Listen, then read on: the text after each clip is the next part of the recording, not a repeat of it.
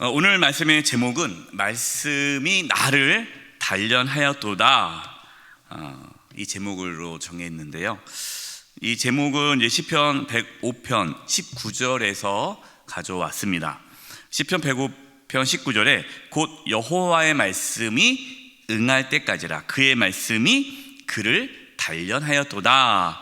근데 그의 말씀이 그를 단련하였도다, 여기서 그는 요셉을 뜻해요. 하나님의 말씀이 요셉을 단련하였도다 라는 이 말씀을 갖고 와서 말씀이 나를 단련하였도다, 이렇게 바꿔보았습니다. 시편 105편 말씀을 오늘 우리가 나누는데요, 이 시편 105편 말씀은 하나님의 말씀이 이루어진다 라는 것을 찬양하는 시편입니다. 하나님의 말씀이 이루어진다라는 걸 찬양하면서 이제 요셉에 대한 말씀이 나옵니다. 요셉이 형들에 의해서 노예로 팔려갔잖아요. 또 억울하게 감옥에 들어갔습니다.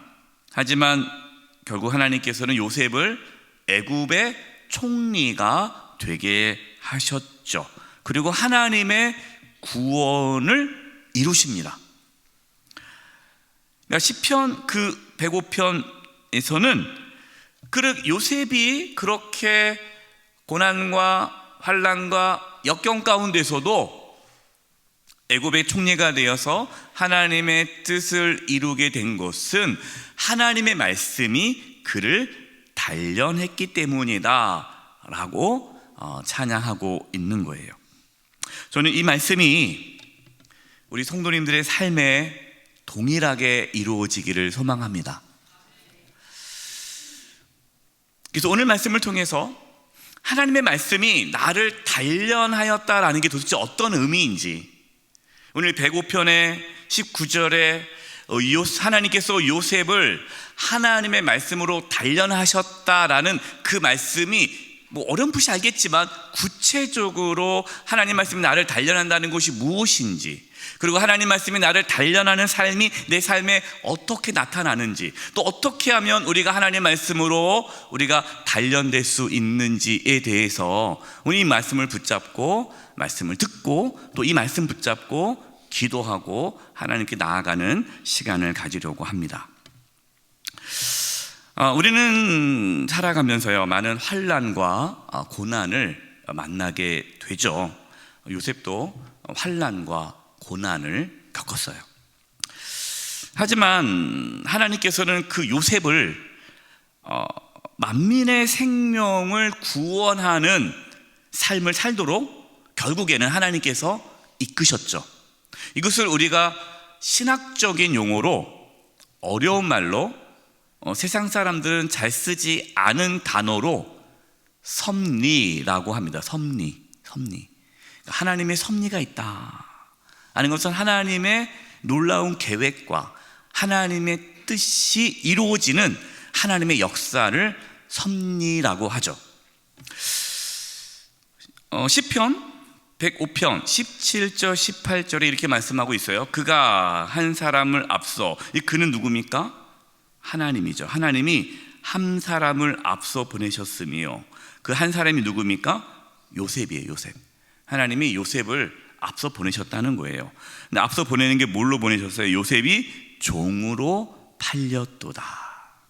그리고 18절에 그의 발은, 요셉의 발은 착고를 차고 그의 몸은, 요셉의 몸은 쇠사슬에 매였으니, 그러니까 요셉이 감옥에 들어갔다는 거죠.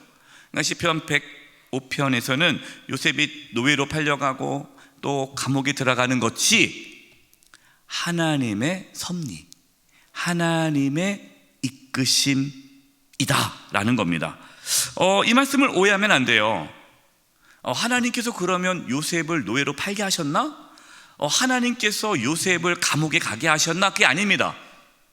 요셉이 노예로 팔려간 것은 형들의 시기와 질투죠. 그러니까 형들의 악함으로 인해서 요셉이 노예로 팔려가는 고통을 겪었고, 또한 요셉이 억울하게 감옥에 간 것은 그 보디발의 아내의 악함으로 인해서 감옥에 들어간 거죠.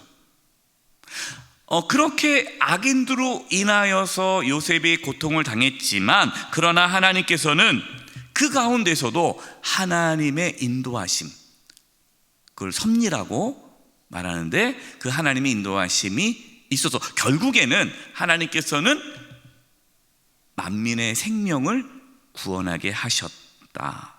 그러면서 언제까지요? 하나님의 말씀이 응할 때까지. 하나님의 말씀이 요셉을 단련했다라는 거예요. 그러니까 요셉의 요셉이 어떠한 고난과 역경과 환난을 당했는데, 그것이 자기의 잘못이든 다른 사람의 잘못이든 어쨌든 그러한 고난이 요셉의 삶 가운데에 하나님의 섭리로 만민의 생명을 구원하게 된 것은 하나님의 말씀이 그를 단련했기 때문이다 라는 겁니다. 여기서 그를 단련하였도다 라는 이 단어를요, 이렇게 번역할 수 있어요. 그를 정결하게 했다. 정결하게 했다라는 뜻입니다. 이게 어떤 뜻이냐면요, 하나님께서 요셉을 애굽의 총리가 되어서 만민의 생명을 구원하는 자로 사용하기 위해서 요셉을 그렇게 만들어 가셨다. 여러분, 애굽의 총리가 되었다고 그걸로 끝나는 게 아니잖아요. 우리는 알지 않습니까? 대통령이 되었다고 해서 그 대통령이 나라를 살리는 건 아니잖아요. 그 대통령이 어떤 대통령이야 중요한 거 아닙니까? 그러니까 애굽의 총리가 중요한 게 아니에요. 이 요셉이 애굽의 총리가 된 게 하나님의 뜻이 아니라, 그 요셉이 애굽의 총리가 되어서 실제로 만민의 생명을 구원할 만한 하나님의 사람으로 만들어지는 게 중요하죠. 애굽의 총리가 되었는데 부정부패를 일삼고 더 국민들을 힘들게 하는 총리라면 차라리 총리가 되지 말아야죠. 그러니까 하나님의 말씀이 그를 단련했다는 말은 하나님의 뜻을 이루는 하나님의 사람으로 하나님께서 그를 정결하게 만들어 가셨다. 무엇으로요? 하나님의 말씀으로.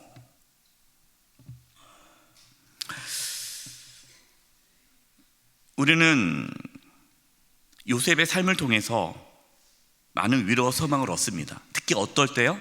힘들 때. 그래, 요셉도 노예로 팔려가는 힘듦이 있었지. 인생의 요셉도 밑바닥 가운데서도 하나님을 만났지. 감옥에 갇혔을 때, 그래, 내가 억울한 일을 당했을 때, 그래, 요셉도 억울했는데 그래도 하나님이 다 아시고 인도해 주셨지. 여러분, 이것이 우리에게는 위로와 소망이 되지만, 그러나 실제로 우리가 고난을 받게 되면요, 어렵습니다. 고난 받기 전에는 그래, 내가 고난 받으면 나도 요셉처럼 잘해야지 하지만, 실제로 고난을 받으면 쉽지가 않아요. 오늘 나눌 말씀의 주제는요, 단련입니다. 단련. 여러분, 단련이라는 말 좋아하십니까? 사실 매력적이지가 않아요. 단련하자. 피곤하죠. 어떤 분들은 이렇게 얘기해요. 목사님, 저 단련하지 않아도 돼요. 저 단련받고 싶지 않아요. 저 그냥 평범하게 살고 싶어요. 저 그냥 애굽의 총리 안 됐으면 좋겠어요. 그냥 평안하게, 그냥 아무 일 없었으면 좋겠어요. 요셉처럼 막 노예로 팔려가고 감옥에 가고 그러면 드라마틱한 삶을 살고 싶지 않아요. 그냥 저는 소박해요. 그냥 평범하게 아무 일 없이 그냥 살고 싶어요. 빼주면 안 될까요? 이렇게 얘기하시는 분들이 있어요. 그러면 그것은요, 정말 우리의 소망일 뿐이지 현실적이진 않습니다. 살아봐서 알잖아요. 우리가 살아오면서 여러분, 아무 일 없었습니까? 평안했습니까? 그냥 진짜 아무 일 없이 사셨습니까? 한 분도 없어요. 한 분도 없어요. 우리 어린 친구도 있지만 너무 우울하게 들지 말아요. 여러분의 삶에 아무 일이 없기를 바라지만 아무 일이 일어나지 않고 일이 꼭 생겨요. 생겨요. 예. 우리는 살아가면서 상실감, 또 고통, 아픔, 상처를 받을 수밖에 없습니다. 성경은 이러한 걸 겪었을 때, 이러한 고난을 겪었을 때 뭐라고 말씀합니까? 기뻐하라고 해요. 기뻐하라고. 이게 야고보서 1장 2절과 4절입니다. 표준 세 번을 읽어드리겠습니다. 나의 형제 자매 여러분, 여러분이 여러 가지 시험에 빠질 때, 여기서 시험이라는 것은 고난과 환난을 포함하는 걸 말하는 겁니다. 그것을 더할 나위 없는 기쁨으로 생각하십시오. 여러분은 믿음의 시련이 인내를 낳는다는 것을 알고 있습니다. 여러분은 인내력을 충분히 발휘하여 조금도 부족함 없이 완전하고 성숙한 사람이 되십시오. 이것이 지금 야고보 사도가 성도들에게 보낸 편지예요. 우리는 이걸 너무 잘 알고 있지 않습니까? 네. 고난이 축복입니다 라는 얘기를 많이 들었잖아요. 우리가 어떠한 고난을 겪을 때에 인내하면 그 인내가 우리를 성숙한 사람으로 만든다라는 것을 우리는 너무나도 잘 알고 있고요. 너무 많이 들었어요. 맞아요. 그런데 그것이 쉽지가 않아요. 알죠? 아는데 막상 당하면 쉽지가 않아요. 이 상실감이 어려운 단어인데 우리 어린 친구들을 위해서 내가 누군가를 사랑하는 사람을 떠나보내는 그 허탈함과 공허함, 이걸 상실감이라고 하거든요. 내가 어떤 것을 사랑했는데 그것을 잃어버렸을 때 찾아오는 그 허탈함과 공허함이 상실감. 우린 살아가면서 상실감을 겪습니다. 사랑하는 사람을 떠나보내는 상실감은 겪을 수밖에 없어요. 그렇잖아요. 우리가 사랑하는 부모님을 떠나보내잖아요. 사랑하는 가족을 떠나보내야 돼요. 심지어 키우는 내 강아지도 떠나보내야 돼요. 그래서 내가 전에 있는 교회에서요, 한 권사님이 펑펑 울더라고요. 막 전화 와가지고 저는 진짜 누가 돌아가신 줄 알았어요. 그랬더니 17년 키운 그 강아지가 떠났어요. 근데 그 상실감은요, 이루 말할 수 없습니다. 강아지를 키워보신 분들은요, 그 상실감을 이루 말할 수가 없어요. 고통과 아픔과 상처로 우리는 괴롭습니다. 괴로워요. 이 괴로움을, 이 고통을 부정할 필요가 없어요. 어떤 분들은 그것을 자꾸만 부정하려고 그래요. 왜? 고통은 축복이야. 다 하나님의 계획이 있어. 그렇지 않아요. 그는 힘들고 고통스러운 거죠. 고통 자체가 우리에게 복이 되는 것은 아닙니다. 우리는 원치 않는 아픔과 고통과 그러한 상실을 통해서 우리는 괴롭지만 그 괴로움 속에서 하나님을 만나게 됩니다. 오해하지 마세요.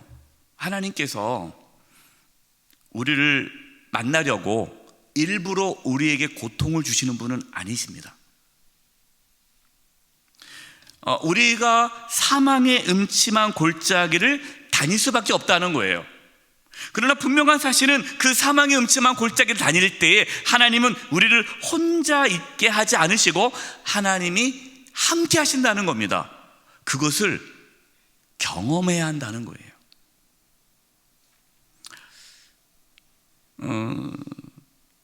우리는 어차피 살아가면서 알 수 없는 고통과 아픔과 상실감을 가질 수밖에 없잖아요. 피할 수가 없잖아요. 그렇다면 어떻게 해야 할까요? 계속해서 끊임없이 내 삶에 고통이 찾아오지 말아야지, 내 삶에 아픔과 상실감이 오지 않아야지라고 그걸 가지고 막 애쓰는 것은 어리석은 태도죠. 왜냐하면 우리는 그걸 피할 수 없잖아요. 한마디로 내가 사망의 음침한 골짜기로 가지 말아야지, 항상 좋은 길로만 가야지 라고 생각하지만 우리는 그럴 수가 없잖아요. 우리의 현실은. 그럼 어떻게 해야 될까요? 어차피 사망의 음침한 골짜기를 다닐 수밖에 없는 인생인데 그때 하나님의 나와 함께 하심을 경험해야 되지 않겠느냐, 이렇게 생각을 바꿔야 한다는 거예요. 어차피 우리의 자녀들의 삶에 어려움이 있을 겁니다. 물론 우리는 기도하죠. 하나님, 우리의 자녀의 삶에 어려움이 없게 해주세요. 고통이 없게 해주세요. 아픔이 없게 해주세요. 상실감은 겪지 않게 해주세요 라고 기도하는 건 필요해요. 하지만 그럴 때, 그것이 올 때 하나님을 만날 수 있게 해주세요 라고 더 하나의 더 깊은 기도를 해야 한다는 거죠. 그래서 우리는 고통과 아픔에서 벗어나기를 위해서 기도하는 것도 필요하지만, 때로 그 고통과 아픔을 뚫고 갈 수 있는 믿음을 달라고 기도해야 합니다. 그러니까 고통과 아픔을 외면하지 말고 그것을 하나님께로 가지고 가야 한다는 거죠. 어떻게 하면 좋을까요? 하나님께 물어봐야 됩니다. 혹시 여러분 지금 어떤 아픔과 고통, 뭔가 말할 수 없는, 뭔가 해결할 수 없는 아픔이 있습니까? 그럼 하나님께 물어보셔야 돼요. 하나님, 왜 나에게 이러한 아픔이 있죠? 왜 나에게 이런 고통이 있습니까? 내가 이 상황에서 어떻게 해야 하죠? 하고 하나님 앞에 물어보셔야 돼요. 그 과정 속에서 아프죠? 괴롭죠? 울고 싶죠? 예, 우세요.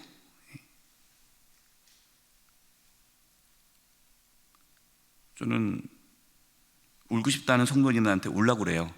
예. 울고 싶다고 그러면은 울지 마세요. 하나님 우리와 함께 하시는데 왜 웁니까? 그건 안 돼요. 울고 싶으면 우셔야 돼요. 우세요. 하나님 앞에 나의 감정과 속마음을 솔직하고 정직하게 쏟아놓는 것이 필요합니다. 왜냐하면 하나님을 다 아시니까. 우리의 마음을 다 아시니까. 중요한 말씀을 드릴게요. 우리에게 일어나는 일들이 있지 않습니까? 우리에게 지금 일어나고 있는 일들, 지금 우리에게 일어나고 있는 일보다도 더 중요한 것은 우리의 내면, 우리 안에 일어나는 일들이 훨씬 더 중요합니다. 이게 무슨 말이냐면, 어차피 우리의 바깥에 일어나고 있는 일들은요, 우리가 어떻게 할 수가 없어요. 그렇잖아요? 몸이 아픈 거, 회사에서 여러 가지 어려움이 있는 거, 지금 나에게 지금 처해 있는 상황은요, 그 상황은 우리가 어떻게 할 수가 없어요. 그런데 그거보다 더 중요한 것은 우리의 마음이에요. 우리의 내면. 우리가 그 바깥에 있는 일보다 우리 안에 일어나고 있는 일에 대해서 더 관심을 가져야 한다라는 겁니다. 왜냐하면 우리 바깥에 벌어지고 있는 일이 우리의 인생을 결정하는 것이 아니라 우리 내면, 우리의 마음, 우리의 생각 속에 있는 것들이 우리의 삶을 결정해요. 요셉 보세요. 똑같이 노예로 팔려갑니다. 똑같이 억울하게 감옥에 들어갑니다.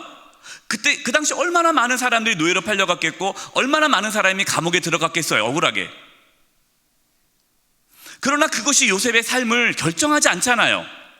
그 외부적인 환경에 대해서 내가 어떻게 반응하고, 내가 그것을 어떻게 받아들이고, 내 마음이 그것을 어떻게 이끌어 가느냐에 따라서 인생이 결정된다는 거예요. 사람의 인생은요, 우리의 인생은요, 환경에 의해서 결정되지 않아요. 우리 마음의 생각의 결정이 우리의 인생의 결정으로 나옵니다. 이건 다 알잖아요.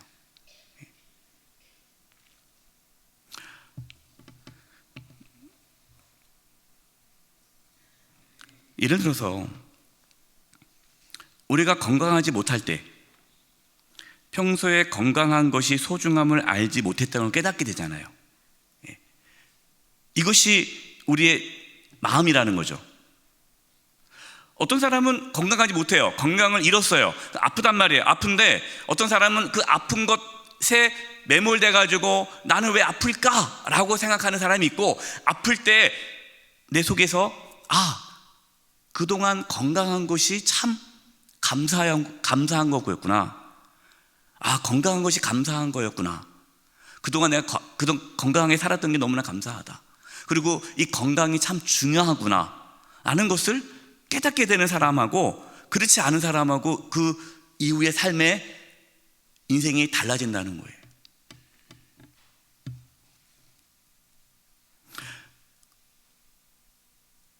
자녀도 마찬가지입니다. 자녀가 자녀를 키울 때요, 대부분의 부모님들은 자녀에게 많은 걸 요구하죠. 자녀가 정말 내 생각대로 이렇게 잘 됐으면 좋겠다 생각을 합니다. 공부도 잘했으면 좋겠고, 또 키도 컸으면 좋겠고, 멋지게 컸으면 좋겠고, 많이 생각이 있죠. 그러다가 자녀가 갑자기 아파요. 그러면 무슨 생각이 듭니까? 공부를 못해도 되니 건강하게만 자라다오. 확 바뀌잖아요.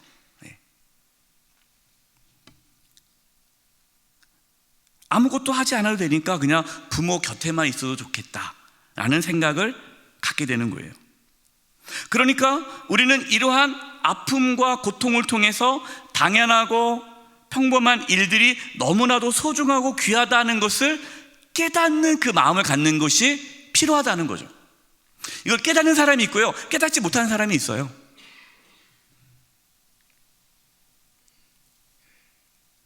이것은 우리의 삶을 완전히 새롭게 살아가게 만들어주죠.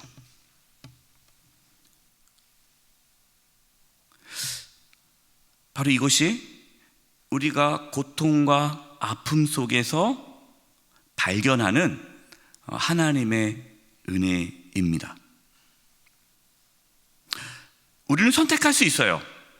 고통과 아픔 속에서 성숙해질 수 있는 것을 선택할 수 있고요, 고통과 아픔 속에서 절망할 수 있는 걸 선택할 수 있어요. 그 선택에 따라 인생이 달라져요.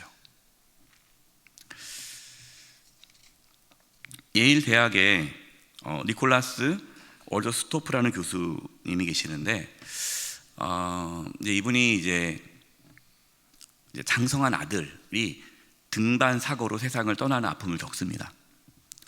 그래서 그 아픔과 고통 속에서 책을 썼어요. 그 책 제목이 나는 사랑하는 사람을 잃었습니다 라는 책입니다. 그 책의 일부를 제가 한번 읽어 드릴게요. 때로는 흐느낌이 깊어지다 보면 다른 데서는 보이지 않던 빛이 나타난다. 그것은 용기의 빛, 사랑의 빛, 깨달음의 빛, 무욕의 빛, 믿음의 빛이다. 그 빛 속에서 우리는 인생의 참된 의미를 발견한다. 고통의 깊은 계곡을 지날 때 절망과 쓰라림이 생긴다. 그러나 거기서 우리의 성품도 다져진다. 고통의 계곡은 곧 영혼을 빚는 계곡이기도 하다. 이분은, 이 교수님은 그 고통, 아들을 잃는 그 고통 속에서 하나님의 은혜를 경험한 거죠. 근데 모든 사람이 이렇지는 않잖아요. 사랑하는 아들을 잃고 절망하고 우울증에 사로잡혀서 그 슬픔을 견디지 못하고 스스로 목숨을 끊는 분들도 있단 말이에요. 폐인처럼 살아가는 분들도 있단 말이에요. 어떤 분은 그걸 통해서 성숙해지는 삶을 살아가기도 한다는 거죠. 똑같은 사건이 일어났지만 그 사건에 대해서 내가 어떻게 그것을 받아들이냐에 따라서 인생이 달라진다는 말씀이에요. 여러분, 이것이 하나님 말씀이 요셉을 단련했다라는 겁니다. 그러니까 요셉은 그 사건을 하나님의 말씀으로 해석한 거죠. 받아들인 거죠.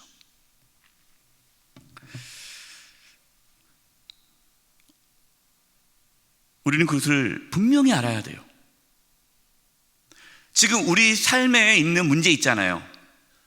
고통, 아픔, 상처, 그 상실감. 여러분, 그것이 절대로 우리의 인생을 결정하지 않습니다. 그것을 내가 어떻게 받아들이냐가 우리의 인생을 결정한다는 거예요. 잠깐만 극단적인 예를 들어서 죄송한데요. 사랑하는 어머니와 아내 그리고 딸을 교통사고로 떠나보낸 제럴드 시처라는 목사님이 쓴 책, 하나님 앞에서 울다라는 책이 있어요. 제가 여러 번 몇 번 소개를 했습니다.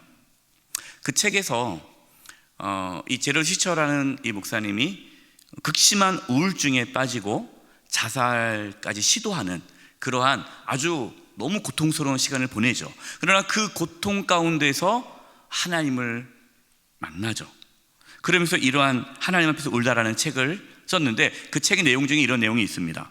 슬픔은 숭고하며 은혜롭다. 이건 말이 안 되잖아요. 어떻게 슬픔이 숭고하고 은혜롭습니까?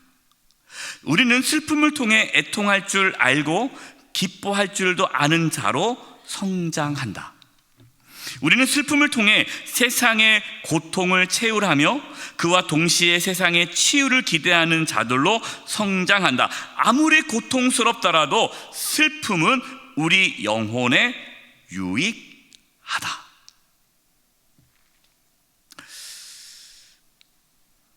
어떤 유익이 있을까요? 고통은요, 슬픔은요, 이 상실감은 우리를 단순하게 만듭니다. 뭐가 중요하고 뭐가 중요하지 않은지 그 본질을 붙잡는 삶을 살게 돼요. 자유함을 얻습니다. 평정심을 잃지 않게 해요. 예수님께서 이런 말씀하셨어요. 마가복음 8장 36절입니다. 사람이 만일 온 천하를 얻고도 자기 목숨을 잃으면 무엇이 유익하리요? 그러니까 예수님의 말씀이 뭡니까? 본질이 뭐냐는 거죠. 본질. 그러니까 고통은 뭐가 중요한지 삶의 우선순위를 깨닫게 해주는 거예요. 이러한 고난이 없으면, 고통이 없으면 그냥 내가 살아왔던 대로 그냥 살아가요. 살아가다 보면은 본질을 잃어버리는 거죠. 저는 목회하면서 이런 일들을 많이 겪습니다.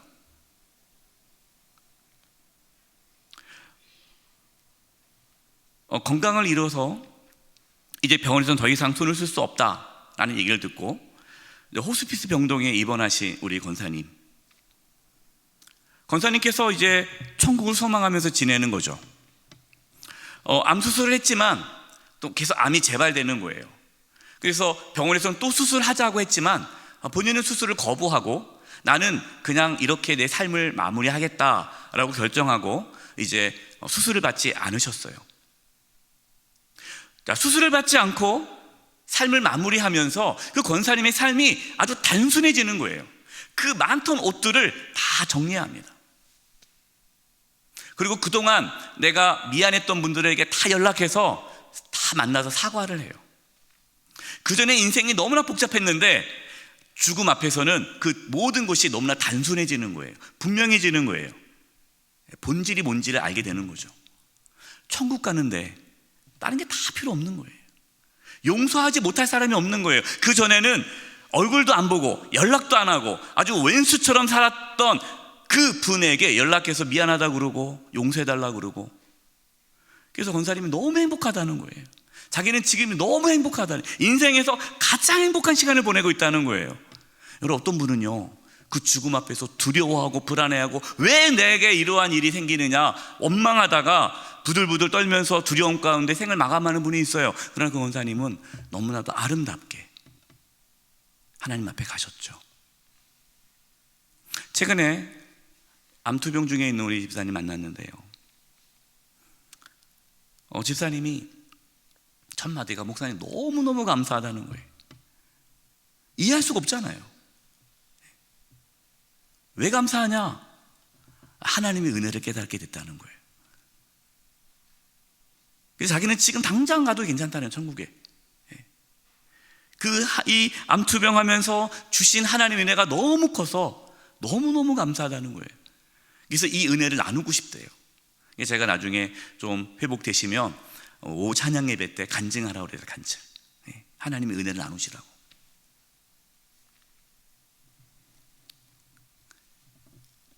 우리는 상황을 변화시킬 수 없어요. 우리는 상황을 변화시킬 수 없을 때가 있어요. 그렇잖아요? 상황을 변화시킬 수 있는 상황도 있지만 상황을 변화시킬 수 없는 상황도 있단 말이에요. 하지만 상황은 변화시킬 수 없지만 그 상황이 우리를 변화시킬 수는 있어요. 다시 요셉을 생각해 보겠습니다.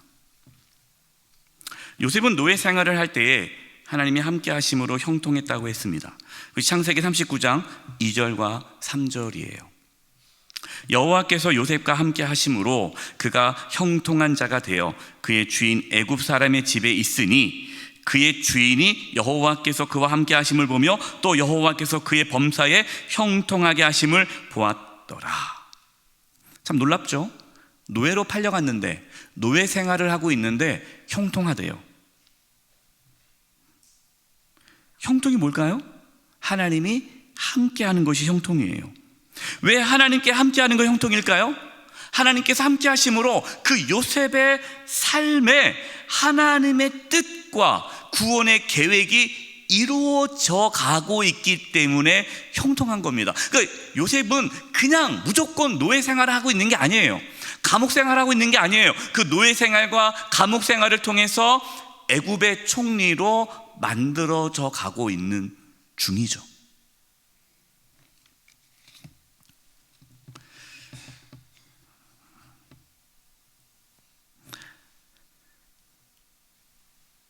하나님은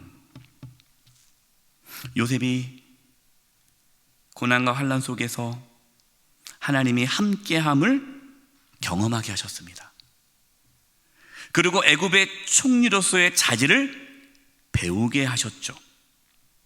그것이 하나님의 말씀이 요셉을 단련했다라는 뜻입니다. 결론이에요. 사랑하는 성도 여러분, 지금 어떠한 고난과 역경, 아픔과 고통을 겪고 계십니까? 미래에 대한 두려움과 불안을 겪고 계십니까? 여기 하나님의 말씀이 우리를 단련할 것입니다. 그 말씀은 고린도후서 4장 16절이에요. 같이 한번 읽어볼까요? 시작. 그러므로 우리가 낙심하지 아니하노니 우리의 겉사람은 낡아지나 우리의 속사람은 날로 새로워지도다. 아멘. 우리가 살아가는 모든 삶의 여정 가운데에 어떠한 고난과 역경과 환난과 상실감이 더욱 우리를 날로 새롭게 하는, 하나님의 말씀을 나를 단련케 하는 그러한 시간이 되기를 간절히 원합니다. 하나님은 살아계세요. 하나님은 저와 여러분을 포기하지 않으십니다. 하나님은 저와 여러분을 끝까지 지켜주셔서 하나님의 구원의 그 계획을 이루어 가실 것입니다. 이것을 믿음으로 받아들이심으로 담대하게 모든 역경을 뚫고 승리하시기를 축원드립니다. 이제 우리 함께 찬양하면서 나갈 텐데요. 하나님 한 번도 나를 실망시킨 적 없으시고 언제나 공평과 은혜로 나를 지키셨네. 우리 찬양 하나님 앞에 고백하면서 또 기도하는 시간 갖도록 하겠습니다.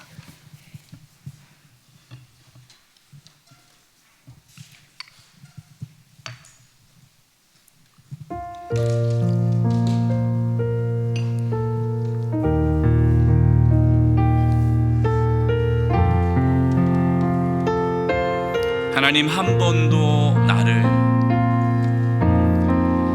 하나님 한 번도 나를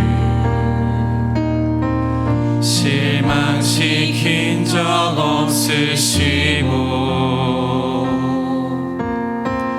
언제나 공평과 은혜로 나를 지키셨네. 지나온 모든 세월들, 지나온 모든 세월들 돌아보아도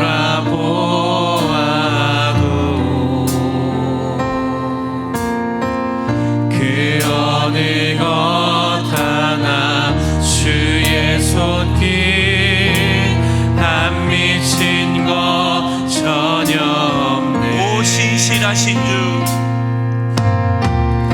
오 신실하신 주, 오 신실하신 주, 내 너를 떠나지도 않으리라. 내 너를 떠나지도 않으리라. 내 너를 버리지도 않으리라. 약속하셨던 주님, 그 약속을 지키사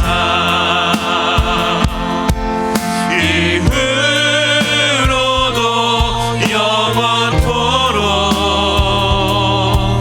나를 지키시리라 확신하네. 하나님 한 번도 나를 아멘.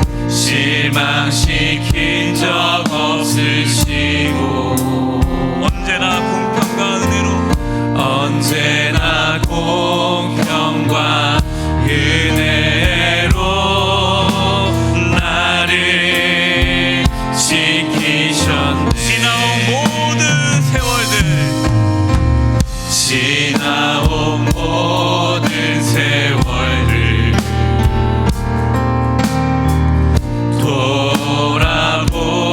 돌아보아도 그 어느 것 하나 주의 손길 안 미친 것 전혀 없네.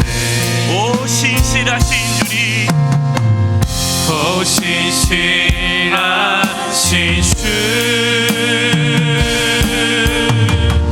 오 신실하신 주, 내 너를 떠나지도 않으리라. 내 너를 버리지도 않으리라.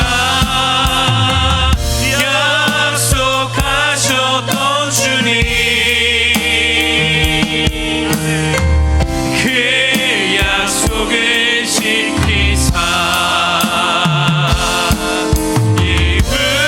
이후로도 영원토록 나를 지키시리라 확신하네. 오 신실하신 주,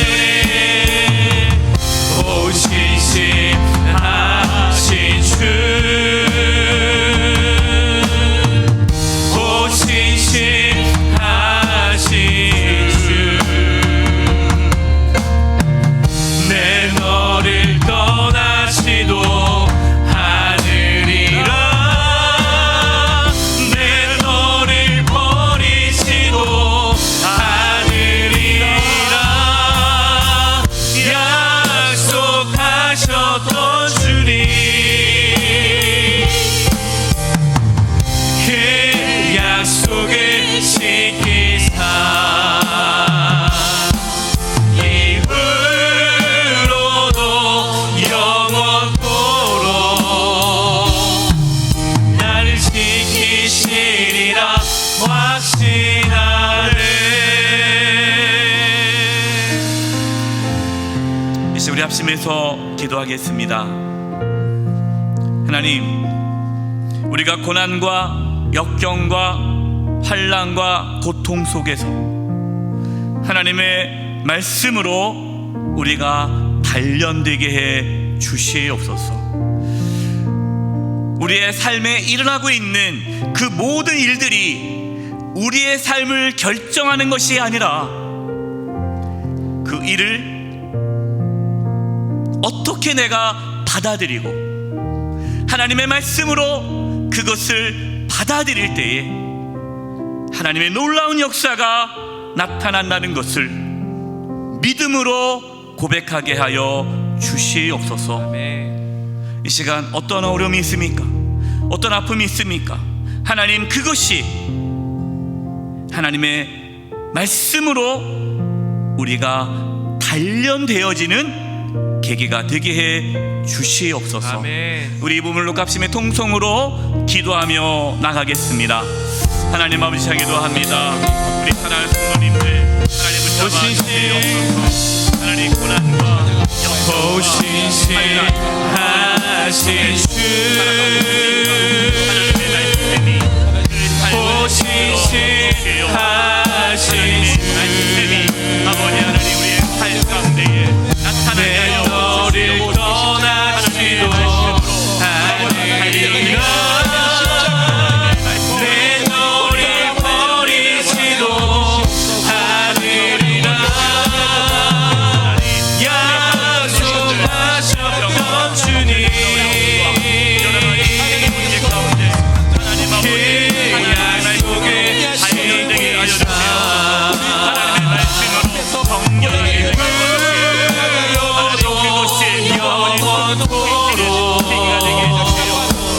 나를 지키시리라 확신하네. 이제 우리 가족을 위해 기도하겠습니다. 우리 자녀들을 위해서 기도하겠습니다. 우리의 가족과 우리의 자녀가 요셉처럼 어떠한 고난 속에서도 하나님의 말씀으로 단련되게 해 주시옵소서. 우리 사랑하는 자녀들의 삶 가운데 찾아오는 모든 환난과 고난과 역경과 그 어려움 가운데서 성숙되어지고 하나님의 사람으로 빚어지는 그 은혜가 있게 하여 주시옵소서. 우리 사랑하는 가족들이 모든 이 어려움 가운데서 하나님의 사람으로 만들어지게 하여 주시옵소서. 우리 이 부분을 놓고 우리의 가족을 위하여, 자녀들을 위하여 합심해서 기도하겠습니다. 하나님 아버지 기도합니다. 하나님 아버지 우리 가족을 하나님께 올려드리며 보신실하신 주 보신실하신 주 하나님을 만나기를 원합니다. 내 너를 떠나시도 아니리라 내 너를 버리지도 아니리라 약속하셨던 주님 그 약속에 지키사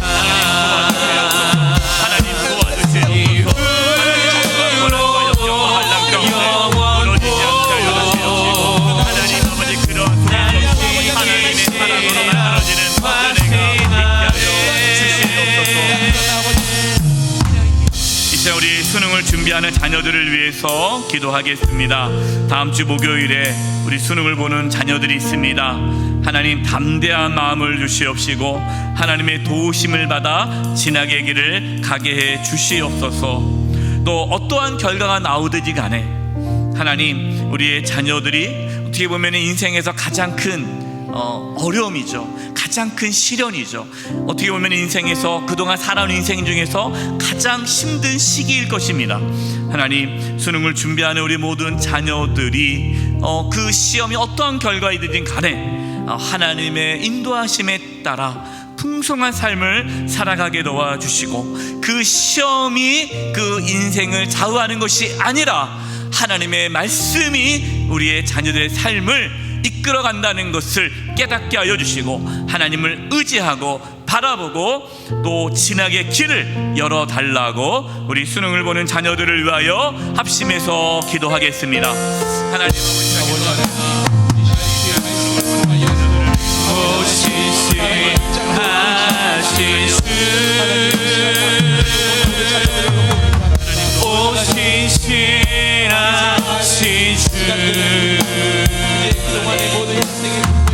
내 너를 떠나시도 아니리라 내 너를 버리시도 아니리라 약속하셨던 주님 그 약속에 지키사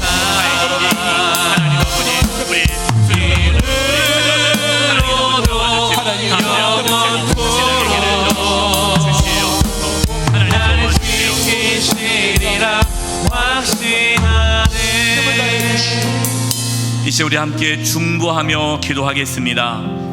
말씀을 나누면서 아까 예일대학에 있는 니콜라스 월트 스토프 교수가 쓴 책 이야기를 했습니다.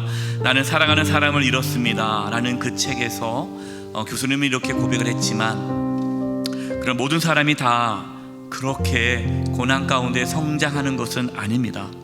이제 우리가 중보기도할 것은 지금 질병 중에 있는 성도님들, 투병 생활하고 있는 성도님들, 병상에 있는 성도님들, 또 경제적인 어려움으로 인하여 고통 가운데 있는 성도님들, 또 인생의 고난과 환난 중에 있는 성도님들이 하나님의 말씀으로 단련되어서 형통한 삶을 살게 해달라고 지금 기도하겠고요.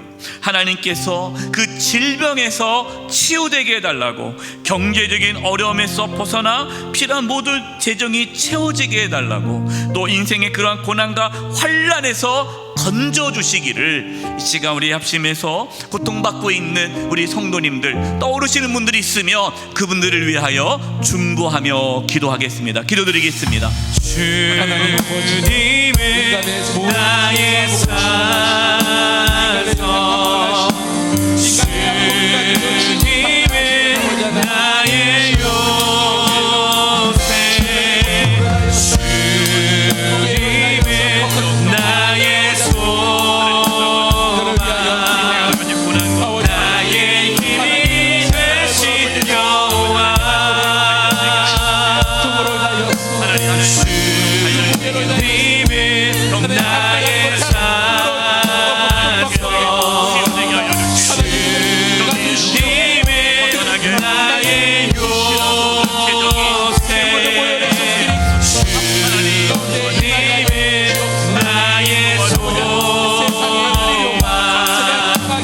나의 힘이 되신 여호와.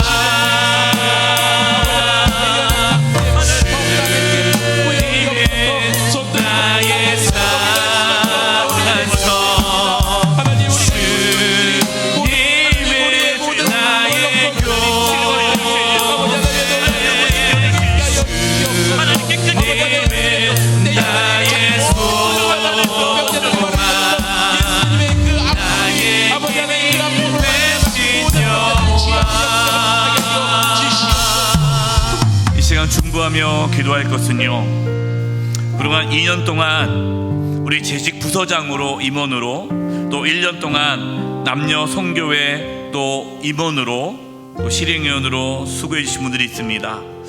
하나님, 정말 충성하고 헌신했던 그 귀한 분들, 그분들의 수고와 헌신을 하나님이 기억해 주시고 위로하여 주시고 복에 복을 더하여 주시옵소서. 또 새로운 또 일꾼들이 세워져야 합니다. 또 각 재직 부서장들과 또 임원들, 또 부서장들, 또 남녀 성교회, 또 회장과 또 임원과 실행위원들, 또 구역 지도자들, 하나님, 또 그런 모든 공동체의 임원들 하나님께서 또 세워주시옵소서.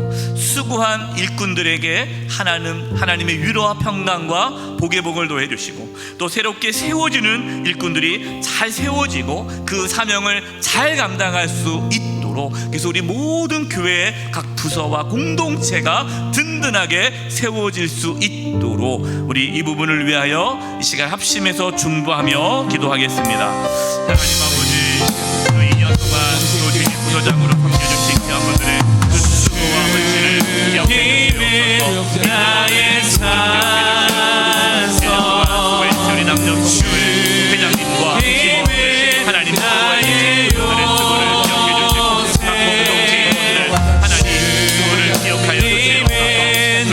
구역지도자들의 수고를 기억하여 주시고 위로하여 주시옵소서. 나의 힘이 되신 여호와. 각 공동체 임원들 세워집니다. 나의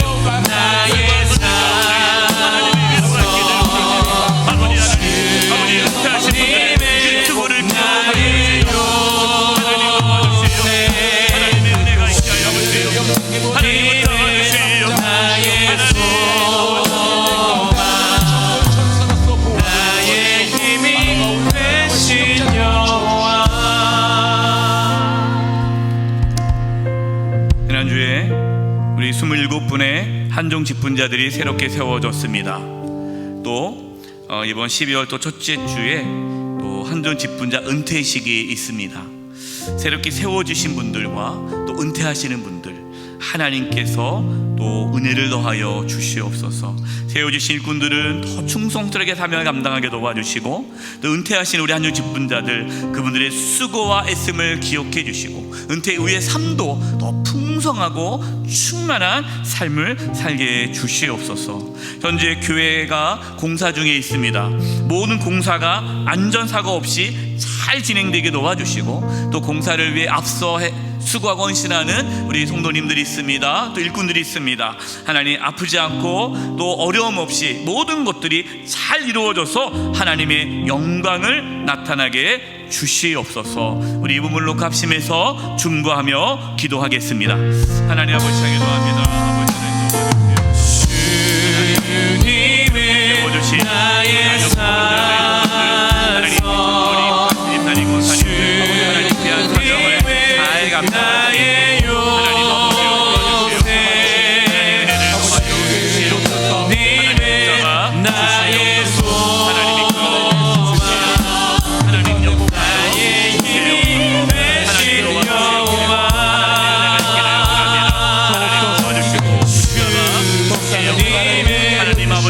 요새,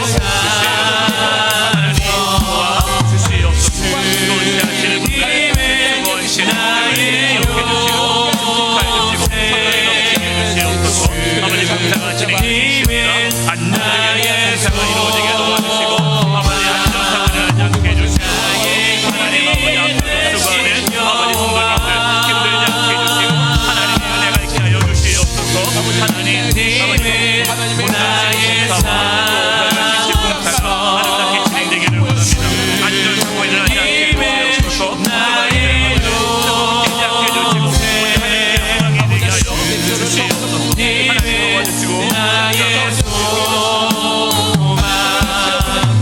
나의 힘이 되신 여호와, 하나님 아버지, 나의 나라와 민족을 위해서 기도하겠습니다. 하나님, 대한민국을 지켜 주시옵소서.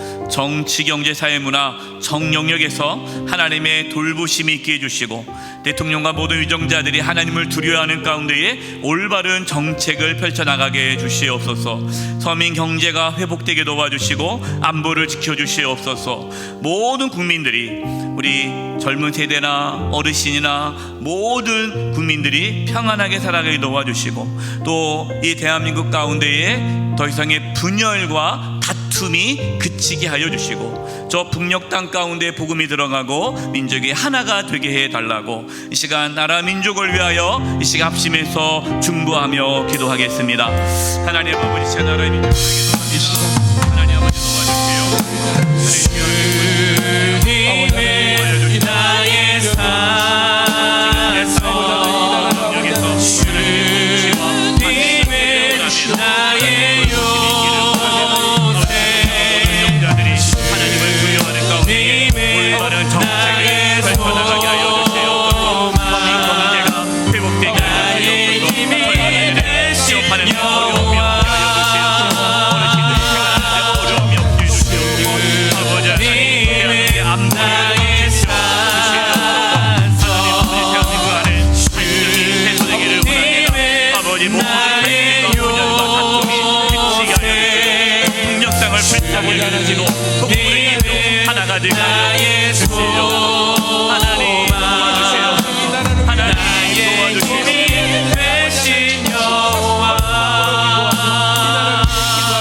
이 시간 마지막으로 한국 교회를 위해서 기도하고요, 열방을 위해서 기도하겠습니다. 특별히 이단 사이비의 세력을 막아주시고, 한국 교회가 모든 열방이 복음으로 온전히 세워지게 도와주시고, 하나님의 나라가 이루어지게 해주시옵소서. 한국 교회가 회복되게 하여 주시옵소서. 강단에서 하나님의 말씀이 온전히 선포되게 도와주시고, 교회 지도자들이 하나님 앞에 바로 서게 하여 주시옵시고, 선교지의 복음을 전하는 선교사님들 영육의 강건함을 주시고, 특별히 선교지의 이단 사이비의 그 세력들이 떠나가고 물러가게 도와 주시옵소서. 이 시간 한국교회와 열방의 구원을 위하여 이러한 사이비의 세력을 막아달라고 우리 합심해서 중보하며 기도하겠습니다. 하나님 아버지 향해 기도합니다. 아버지 한국교회를 붙잡아 주시옵소서. 한국교회가 하나님의 말씀으로 나의 하나님이 한국 사회를 무너뜨리지 않게 해주시옵소서. 많은 젊은이들이 이단 사이비의 미혹에 빠져있습니다. 하나님 이단 사이비의 세력을 막아주시옵소서. 이단 사이비의 세력이 떠나가게 하여 주시옵소서. 무너지게 하여 주시옵소서. 한국교회가 복음으로 바르게 세워지게 하여 주시옵소서. 교회 지도자들이 하나님을 바로 서게 하여 주시옵소서. 한국교회가 말씀으로 바로 세우는 하나님을 하여 주시옵소서. 아버지 모든 가운데 복음이 바로되기를 원합니다.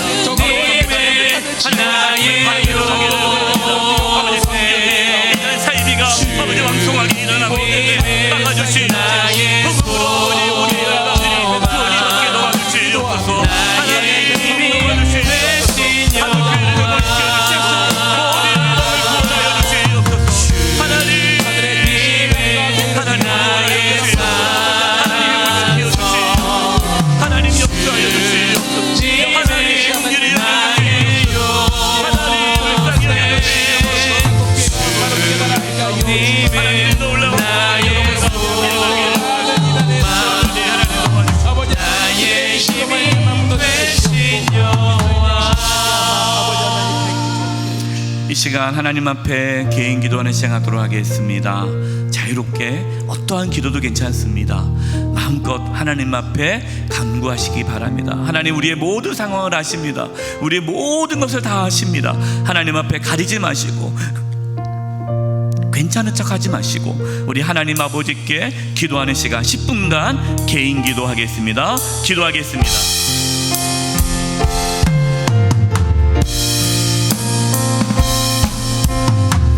오시시 하신 주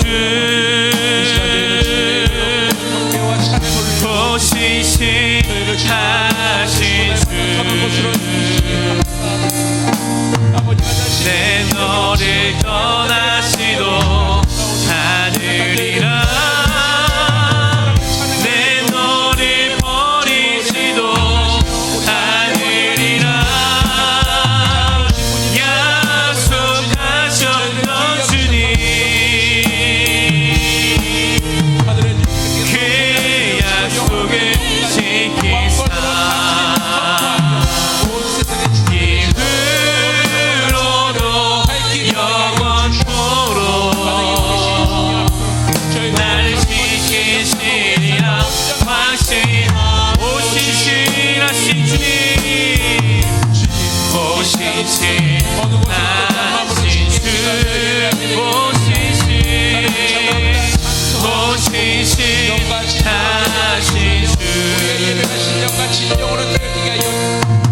내 너를 떠나시도 않으리라 내 너를 버리시도 않으리라 약속하셨던 주님 그 약속을 지키사 그 약속을 지키사 입으로도 영원토록 나를 지키시리라 확신 주님은 나의 산성 주님은 나의 산성 주님은 나의 요새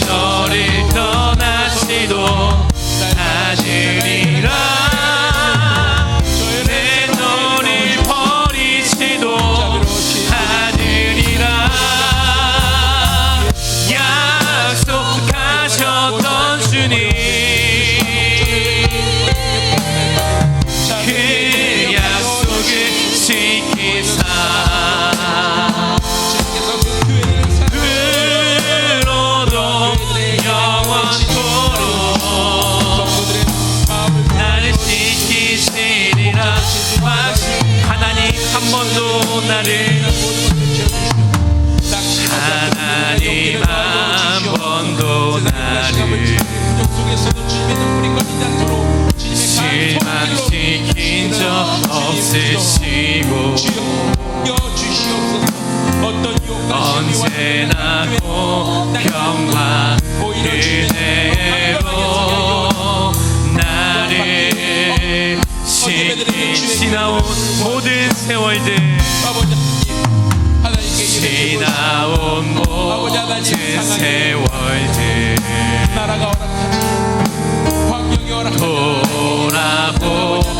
돌아보아도 그 어느 것 하나 주의 손길 안 미친 것 전혀 없네. 오시신 하신 주 오시신 하신 주 내 너를 떠나시도 않으리라 내 너를 버리시도 않으리라 약속하셨던 주님 그 약속을 지키사 이후로도 영원토록 나를 지키시리라 오신실하신 주님 오신실하신 주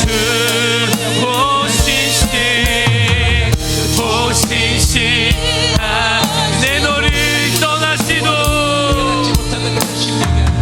내 너를 떠나시도 내 너를 버리시도 않으리라 내 너를 버리시도 않으리라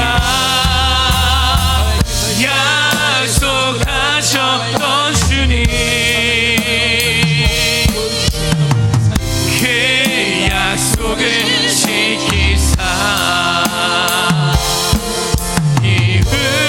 이후로도 영원토록 나를 지키시리라 확신하 아무것도 두려워 말라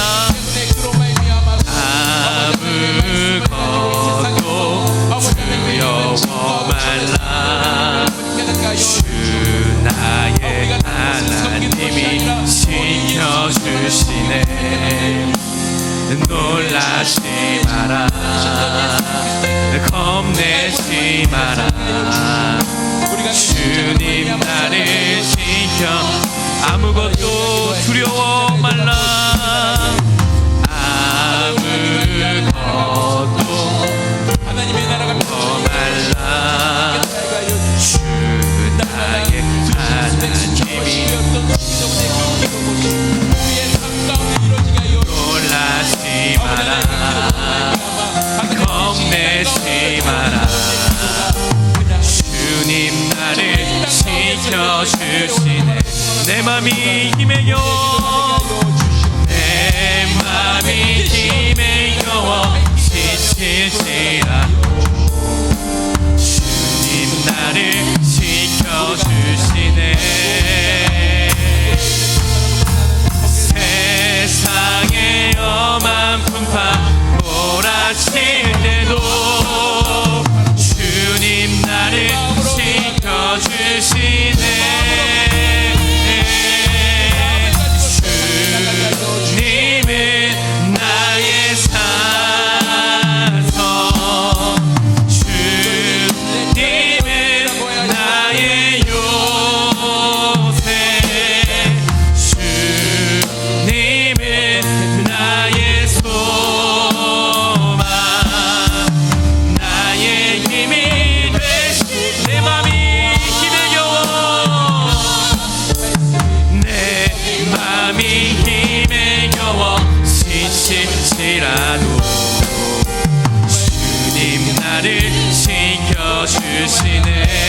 세상의 험한 풍파 세상의 험한 풍파 몰아칠 때도 주님 나를 지켜주시네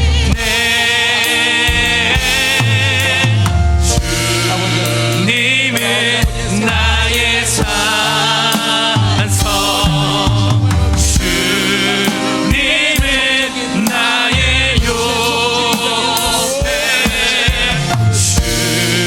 주님은 나의 소망 나의 힘이 되신 여호와. 살아계신 하나님 아버지, 감사합니다. 하나님만이 요새시요 산성이시요 피할 바위시요 피난처심을 고백합니다. 저희들이 어떠한 삶의 역경과 환난과 고난이 온다 할지라도 하나님의 선하심이 나타남을 믿습니다. 저희들에게 믿음을 부어주셔서 그 하나님의 말씀이 우리를 단련하였도다, 그 말씀이 이루어지게 해 주시옵소서. 특별히 질병 가운데 있는 성도님들 주님 붙잡아 주시고 깨끗하게 치료하여 주시고 고쳐 주시고 회복시켜 주시옵소서.